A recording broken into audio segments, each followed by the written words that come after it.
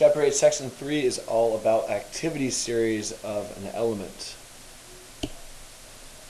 Before we get started, again, press pause, try these out.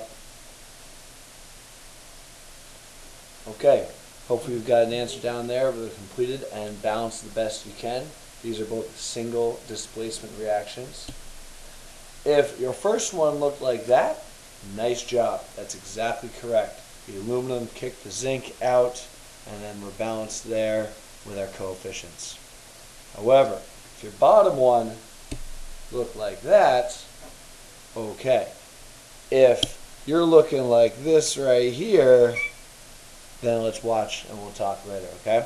Because there's a reason here that this top reaction reacted, but the bottom one did not, and that's all about the activity of these elements. Before we get started, take these down. These are the notes for activity series. Basically, an element's activity is referred to as the element's readiness to react with other substances. An activity series, which we'll give you later, lists elements by their activity. For metals, the greater activity means a greater ease of loss of electrons. Remember, metals are those losers that like to get rid of electrons. And then for non-metals, a greater activity means they have a greater ease of taking in electrons. The order in which the elements are listed is usually determined by single displacement reactions. And that's what we're going to do through here, a couple of single displacement reactions. On the list, the most active elements are placed at the top of the series and the least active elements are placed at the bottom. Anything above can replace anything below it, but anything below cannot replace anything above it. That doesn't make much sense. Write it down and we'll do a couple examples. Your book looks like this. On page 286, here is the activity series of elements. And it's got the activity and then a couple other conditions. For our purposes, on your support sheets, it looks like this. We're concerned with these metals, the halogens down here, and then also we've thrown hydrogen in right here for you. So up top, the metals, lithium is the most active that we're going to worry about. Gold is the least active, and then for our halogens, fluorine, chlorine, bromine, iodide. Remember, these will be on your support sheet. You'll have these at tests. No need to memorize them, but it is good to know them. Okay, so back to the beginning. Why did the top one react? Well, if you see here, aluminum is above zinc. Okay, so aluminum is above zinc. So that gives us that nice single displacement. Aluminum can come in and kick out the zinc. However, on our purposes, we've got sodium here. Cobalt isn't even on our list. Let's take this and look at the one from your book. Sodium here, cobalt here. So cobalt is below sodium. So when cobalt tries to replace sodium, it does not happen and you get no reaction. That is the reason that one does not react, but the first equation does, because sodium is more active than cobalt.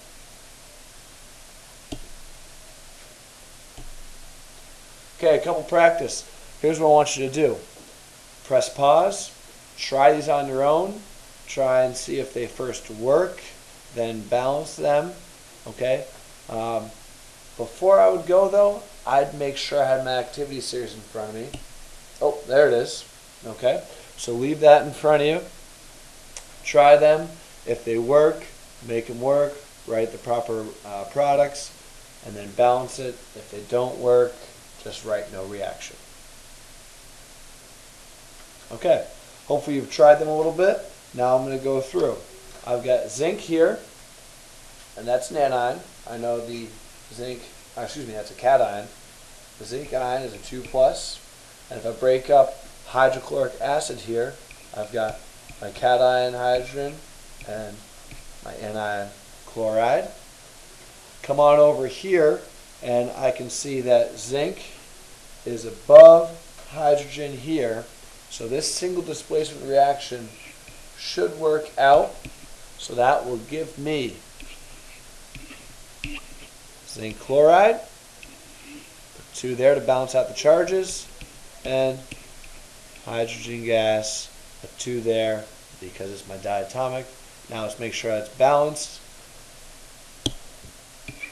My anions here, my ions. Okay, 1 zinc, feeling good there. 2 chlorides, 1 chloride. Let's fix that. Let's put a 2 here. That gives me 2 hydrogens there. I'm happy. Next, for chloride, add to copper bromide. Let's first check it out. Chloride is actually an anion, so chloride anion, copper. I know this is actually copper 1 because I know bromine or bromide ion is -1, and they balance each other out evenly there. And look at this situation, I have a single displacement with the anion displacing the anion. So I've got to check chlorine and bromine. If I come over here to my list, I see chlorine. Chlorine is down in the halogens here, and look what chlorine is sitting on top of. Chlorine is sitting on top of bromine. And so if chlorine is above bromine, that means chlorine is more active, so the chlorine can displace the bromine and take its place. So let's rewrite this. That gives me copper with the chlorine, 1 and 1 balanced out, and my bromine. And I've got my Brinkerhoff diatomic there. So let's go ahead and balance her out. 1 copper, happy there. 2 chlorines, 1 chlorine, let's take care of that. That now gives me 2 chlorines, but 2 coppers. Let's go ahead and fix that. 2 coppers, that gives me 2 bromines, and 2 bromines on this side. So we are balanced and happy. On to the third one, I have lead, which is a cation, and iron, which is a cation. So let's go on over to my list, and I see, let's get these guys purple, I see lead here, and then I see iron above it. So that tells me when the lead goes to displace the iron is actually more active, and so that will not happen, and I get no reaction. That's basically it. It's looking at the cations and anions and finding out which one's more reactive, and then if you look at your activity series, if it's above it's more reactive or more active, if it's below it's less active, and that's what you use to guide you. Before next class, if you want to try, you've got 4 problems here. Same idea. Use your activity series. Go back to that slide if you need to and write it down, or use it in your support sheet or yellow sheet and try these out, and we will go over them later. Thank you.